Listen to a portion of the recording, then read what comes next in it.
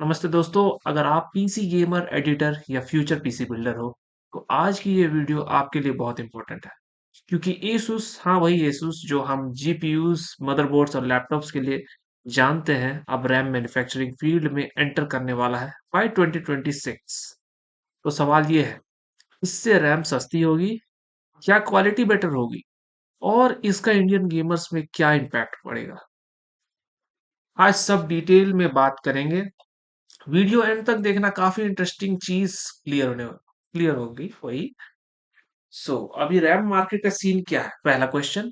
सबसे पहले थोड़ा करंट मार्केट समझ लेते हैं। अभी रैम मार्केट मेनली डोमिनेटेड है सैमसंग, एसके हाइनिक्स और माइक्रोन से। और माइक्रोन ये मार्केट छोड़ के जा सकता है, मतलब जा चुका है। वो अब एआई के ऊपर पूरा फोकस कर रहा है, आप लोग न्यूज में देख ही रहे होंगे। और माइक्रोन का आप लोग देख सकते हैं इस पूरे इक्वेशन में कितना वो कंट्रीब्यूशन करता है। 16% वो रैम पे कंट्रीब्यूशन करता है, पूरे मार्केट के रैम पे। और बाकी बाकी ब्रांड्स जैसे कोर्सेयर, जी स्किल, किंगस्टन, ये कंपनीज चिप्स किसी और से लेती है और उस पर बस ब्रांडिंग, कूलिंग और ट्यूनिंग करती है। इसका मतलब लिमिटेड मैन्युफैक्चरर्स हैं। प्राइसेस का कंट्रोल कुछ कंपनीज के पास है, मतलब कि मोनोपोली ही है एक तरह से समझ लीजिए। और जब डिमांड बढ़ती है, प्राइसेस सीधा ऊपर, ऊपर ही ऊपर भाई आसमां छू जाती है। और Asus की एंट्री इंपॉर्टेंट क्यों है, मूव ऑन करते हैं। नेक्स्ट क्वेश्चन, Asus की एंट्री इंपॉर्टेंट क्यों है? अब यहाँ पे Asus की एंट्री गेम चेंजर हो सकती है। Asus के पास ऑलरेडी हाई एंड मदरबोर्ड्स हैं, ओवरक्लॉकिंग में एक्सपर्ट है, गेमिंग हार्डवेयर का किंग है भाई Asus, ROG, the Republic of gamers. अगर Asus खुद रैम मैन्युफैक्चर करेगा तो वो अपनी रैम को मदरबोर्ड्स के साथ परफेक्टली ट्यून कर सकता है, स्टेबिलिटी बेटर होगी और gaming plus productivity performance improve हो सकती है। हो सकता है आपको कॉम्बो डील्स भी मिल सकती है भाई। हो सकता है वो मतलब कि पीसी बिल्ड तो वो करता ही था, प्री बिल्ड पीसी बेचता ही था। प्री बिल्ड पीसी का भी दाम घट सकता है, क्योंकि Asus अपना रैम उसमें डाल के देगा। तो हो सकता है कि उसका भी दाम घट सकता है, लैपटॉप का भी दाम घट सकता है। क्योंकि लैपटॉप में जो रैम लगता था पहले, तो Asus दूसरों से लेता था, अब वो खुद मैन्युफैक्चर करेगा तो दाम जरूर घट सकता है। और सबसे इम्पोर्टेंट, कंपटीशन बढ़ेगा भाई। और जब कंपटीशन बढ़ता है तो प्राइसेस नीचे आती है, क्वालिटी इंप्रूव होती है और कंज्यूमर्स को फायदा ही फायदा। Now moving on to the third question, क्या रैम सच में सस्ती होगी? सच बात करते हैं, शॉर्ट आंसर, इमीडिएटली पॉसिबल नहीं है भाई। Asus के लिए भी इमीडिएटली फैक्ट्री मैन्युफैक्चर मतलब बनाना पॉसिबल नहीं है। लॉन्ग टर्म में ही पॉसिबल होगा, फैक्ट्री सेटअप करनी होगी Asus को, R&D पे इन्वेस्ट करना होगा। क्योंकि कभी ये काम किया नहीं है Asus ने, यील्ड इंप्रूव करना होगा, मतलब कि मास प्रोडक्शन करना होगा। इसलिए स्टार्टिंग में थोड़ी प्रीमियम हो सकती है, टारगेटेड होगी गेमर्स एंड एंथुसियास्ट के लिए। Asus तो गेमिंग गेमर्स को ही हमेशा टारगेट करता है, ROG। लेकिन 1-2 साल के अंदर मार्केट प्रेशर बनेगा, दूसरे ब्रांड्स को प्राइसेस एडजस्ट करनी होगी, मिड रेंज यूजर्स को भी बेनिफिट मिलेगा।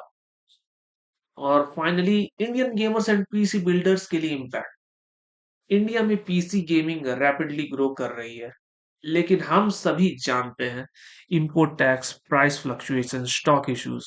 अगर Asus इंडिया में असेंबली या पार्टनरशिप करता है या एशिया फोकस्ड प्राइसिंग रखता है, तो इंडियन यूजर्स को मिल सकता है better availability, stable pricing and trusted brand RAM option. हाँ मगर स्कैल्पर्स तो रहेंगे ही, आप लोग जानती हैं वो सब। मगर उन लोग से क्या कर सकते हैं भाई, सब जगह है स्कैल्पर्स। और ये सब मेनली फायदा होगा, मतलब ये रैम के प्राइसिंग से स्ट्रीमर्स, एडिटर्स और कॉम्पिटिटिव गेमर्स को। मेनली हम बोल सकते हैं एडिटर लोग को, वो लोग हैं रैम फोकस्ड, ज्यादा काम करना पड़ता है।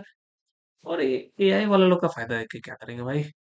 फ्यूचर प्रेडिक्शन, चलिए मेरा पर्सनल टेक ये है, 2026 से 27 के बीच Asus RAM high and segment में हिट करेगा, DDR5 and future DDR standards में स्ट्रॉन्ग एंट्री होगी, gaming plus creator focused RAM आएगी।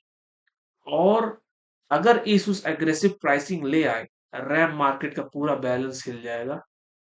तो दोस्तों शॉर्ट में, Asus का रैम मैन्युफैक्चरिंग में entry equals big win, big W for us users. वैसे शायद तुरंत नहीं, लेकिन फ्यूचर ब्राइट है। इंडियन पीसी गेमर्स के लिए ये वेरी पॉजिटिव सिग्नल है। और मेरा एक और आपको चीज बोल रहा था, पीसी गेमिंग भाई अभी अभी ऊपर आ गई थी।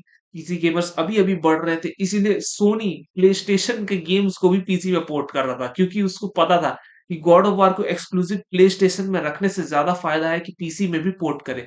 वो ज्यादा प्रॉफिटेबल है। क्यों? क्योंकि पीसी गेम का मार्केट बढ़ गया था उतना ज्यादा। मगर अब ये रैम वाला प्राइसेस आ गया है, तो फिर से मार्केट घट जाएगा, तो सोनी हो सकता है फिर से वो पीसी पोर्टिंग बंद कर दे।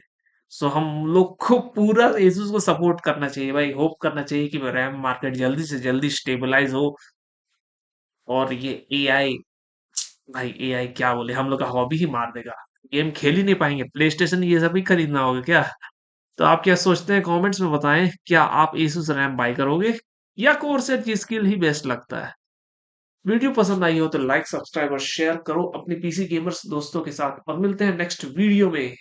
तक हैप्पी गेम। और वीडियो की एडिटिंग स्किल्स माइंड मत कीजिएगा, हमको लगता नहीं है मेरा वीडियो चलेगा, इसलिए हम थोड़ा काम चलाओ सस्ता बनाए हैं, समझे ना, ज्यादा मेहनत नहीं की है। Okay, see you next time.